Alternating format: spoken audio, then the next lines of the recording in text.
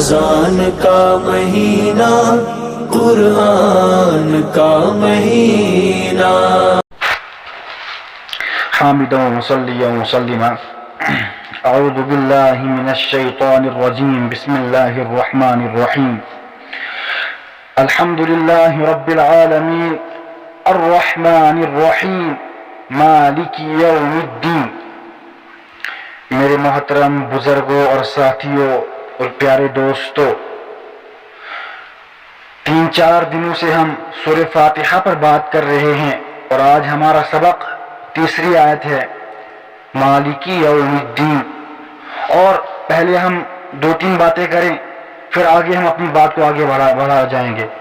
سب سے پہلی بات کیا ہے کہ ان 3 آیتوں کے اندر الحمدللہ رب العالمین الرحمن الرحیم مالک یوم الدین، ان 3 آیتوں کے اندر اللہ تبارک و تعالی نے 3 بنیادی عقیدوں کی طرف اشارہ فرمایا، 3 بنیادی عقیدوں کی طرف اشارہ فرمایا ان 3 آیتوں کے اندر ہے۔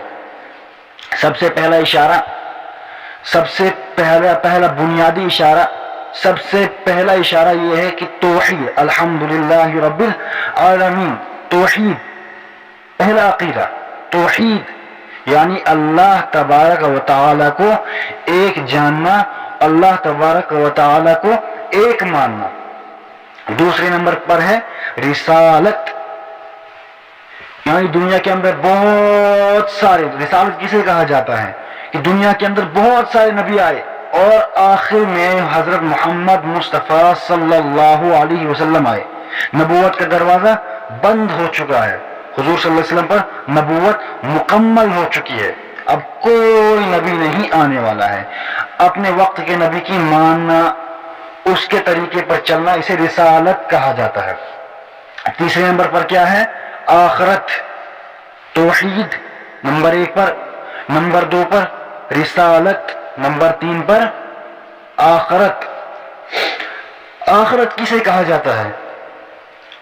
آخرت مرنے کے بعد دوبارہ زندہ ہونا اور اپنے اعمال کا رب ذوالجلال کی بارگاہ میں حساب دینا، اسے آخرت کہا جاتا ہے۔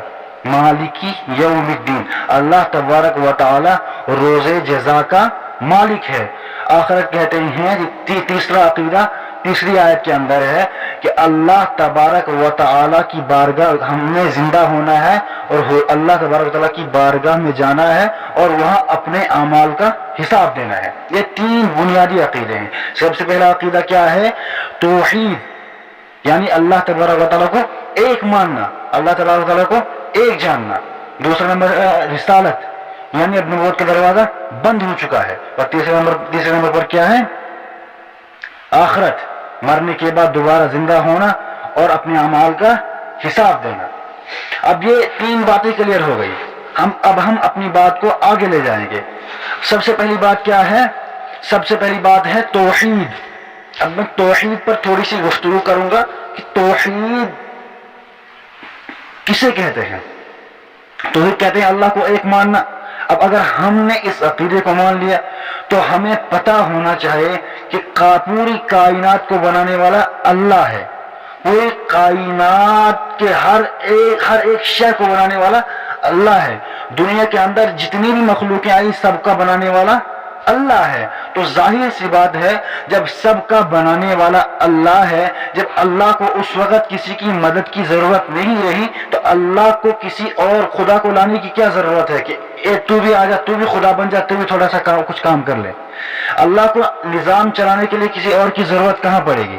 جب اللہ نے سب کچھ خود ہی کر لیا تو کسی اور کی ضرورت نہیں ہے، کسی کی بھی ضرورت نہیں ہے، کسی سے بھی نہیں ہوتا، اللہ خود کرتے ہیں۔ اللہ جو بھی کرتے ہیں اچھا ہی کرتے ہیں، دنیا کے اندر جو بھی ہو رہا ہے اللہ کی طرف سے ہو رہا ہے۔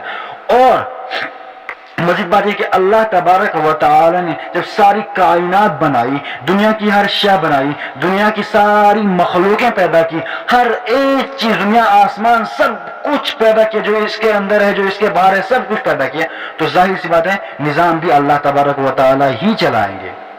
توحید۔ دوسرے نمبر پر ہے رسالت۔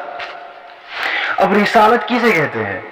رسالت کا عقیدہ کیسے اس آیت میں ہے؟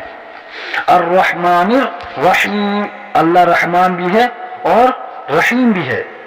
اب اللہ تبارک و تعالی نے ہمارے پر کون سا رحم کیا؟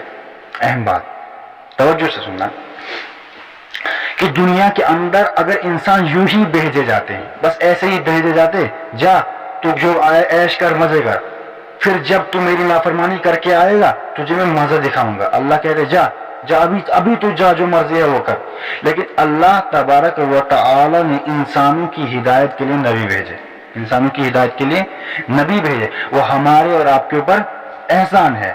اور اللہ تبارک و تعالیٰ کا رحم یہی ہے، الرحمن الرحیم، اللہ رحمان بھی ہے اور رحیم بھی ہے، اللہ رحم کرنے والا ہے۔ اللہ نے ہمارے اوپر رحم کیا، نبی بھیجے، انہوں نے انگلی پکڑ کر سکھایا، انہوں نے سب کچھ سکھایا، تب جا کر ہم اللہ تبارک و تعالیٰ کے ہر ایک بات کو حق بات مانتے ہیں اور اس کے طریقے پر چلتے ہیں، جو نبیوں نے بتایا اسی طریقے پر چلتے ہیں۔